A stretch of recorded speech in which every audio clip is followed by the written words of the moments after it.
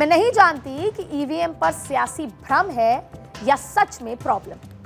मैं ये भी नहीं कहूंगी आपसे कि आप सिर्फ मुझ पर यकीन करें, लेकिन ईवीएम की कहानी आज उसी की जुबानी आप तक पहुंचाने की पूरी कोशिश करूंगी। तो सबसे पहले आपको संक्षिप्त में ईवीएम का इतिहास बता देती हूं, जो शुरू होता है 1977 से। ईवीएम का विचार सबसे पहले आया 1977 में। दावा किया गया कि इसके इस्तेमाल से चुनाव की लागत कम होगी, कागज कम खर्च होंगे और वोटिंग के दौरान जो धांधली हुआ करती थी यानी बूथ कैप्चर, उस पर भी रोक लगी। फिर 1982-83 में केरला में पारूर विधानसभा क्षेत्र में 50 मतदान केंद्रों में पहली बार ईवीएम का इस्तेमाल किया। सुप्रीम कोर्ट ने 1984 में इस पर रोक लगा दी। ईवीएम के इस्तेमाल को लेकर कानून में प्रावधान बनाने की मांग हुई।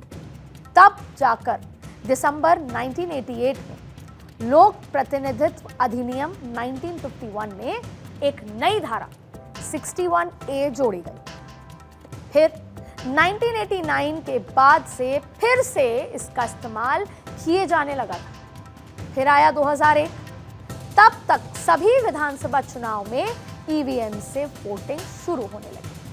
फिर 2004 में लोकसभा चुनाव में सभी 543 निर्वाचन क्षेत्रों में ईवीएम का उपयोग हुआ। यह मत समझिए कि तब ईवीएम बेदाग था। तब भी सत्ता पक्ष को ईवीएम पर एतबार था और विपक्ष को इससे इनकार था। लेकिन इस बात को आगे बताऊंगी, अभी तो ईवीएम को और अच्छे से जान लेते हैं। चुनाव में धांधली रोकने के लिए लाया गया ईवीएम दरअसल भारतीय ही है, यानी कि आत्मनिर्भर भारत की पहचान है। कर्नाटक विधानसभा चुनाव के नतीजों से पहले कांग्रेस प्रवक्ता रणदीप सुरजेवाला ने दक्षिण अफ्रीका में इलेक्ट्रॉनिक वोटिंग मशीन का इस्तेमाल होने का आरोप लगाकर चुनाव आयोग पर सवाल उठाए। तो आयोग की ओर से उसका जवाब भी दिया गया। आयोग ने आरोपों को खारिज किया। तो सवाल यह है कि क्या भारत में ईवीएम दूसरे देशों से लाई गई है? चुनाव आयोग की वेबसाइट पर इसका जवाब स्पष्ट रूप से मौजूद है। चुनाव आयोग ने साफ कर दिया कि ईवीएम का उत्पादन भारत इलेक्ट्रॉनिक्स लिमिटेड बेंगलुरु और electronics corporation of India limited Hyderabad में होता है। ईवीएम भारतीय है।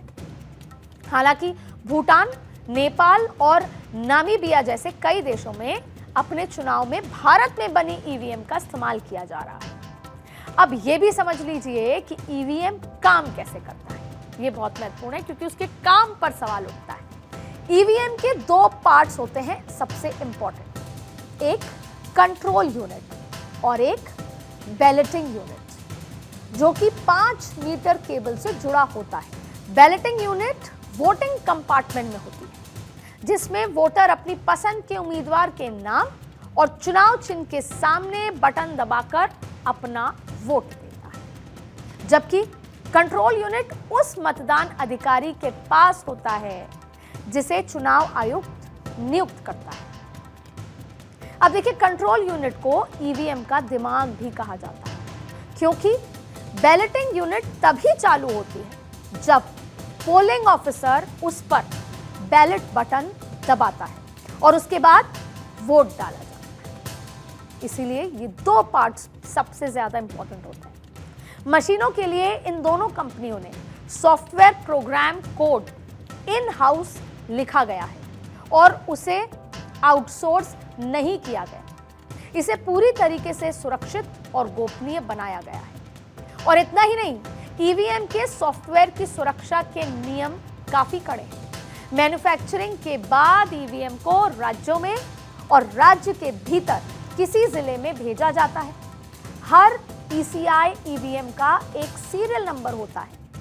ईवीएम ट्रैकिंग सॉफ्टवेयर से चुनाव आयोग से यह पता लगा सकता है कि कौन सी मशीन कहां पर अभी मौजूद है। और इतना ही नहीं, हर माइक्रोचिप में एक आइडेंटिटी संख्या भी होती है, जो मेमोरी में एम्बेडेड होती है। निर्माताओं के पास उसके डिजिटल हस्ताक्षर होते हैं।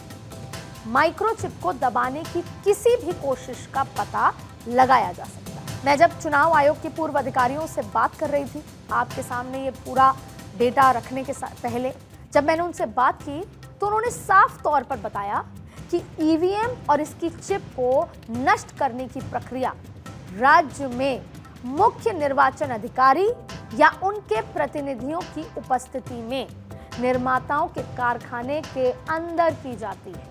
अब ये बात चुनाव आयोग की वेबसाइट पर भी आपको मिल जाएगी लिखी हुई।